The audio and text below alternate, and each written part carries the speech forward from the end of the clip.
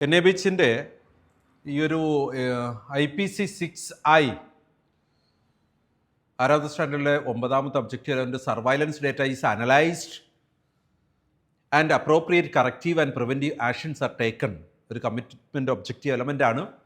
നമ്മൾ ഈ ഡേറ്റയൊക്കെ സർവൈലൻസിൻ്റെ ഭാഗമായിട്ട് കളക്ട് ചെയ്തിട്ട് നമ്മുടെ ഇൻഫെക്ഷൻ പ്രിവെൻഷൻ ആൻഡ് കൺട്രോൾ കമ്മിറ്റിയുടെ പ്രധാനപ്പെട്ട ജോലികളിലൊരെണ്ണമാണ് ഈ ഡേറ്റ അനലൈസിൽ കൂടെ കറക്റ്റീവ് ആൻഡ് പ്രിവെൻറ്റീവ് ആക്ഷൻസ് ആവശ്യാനുസരണം എടുക്കാൻ കഴിയുക എന്നത്.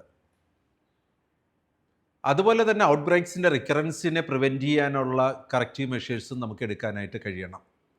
സോ നമ്മൾ ഈ ഒരു സ്റ്റാൻഡേർഡ് കൃത്യമായി നമ്മുടെ അടുത്ത് ഈ ഒരു സർവൈലൻസിൻ്റെ ആവശ്യത്തെക്കുറിച്ചും അത് എങ്ങനെ ചെയ്യണമെന്നതിനെക്കുറിച്ചും അതിൻ്റെ റിസൾട്ടായിട്ട് എന്ത് ചെയ്യണമെന്നതിനെക്കുറിച്ചും ഒബ്ജക്റ്റീവ് എലമെൻറ്റ്സ് 9 എണ്ണത്തിൽ കൂടെ വിശദീകരിച്ചു.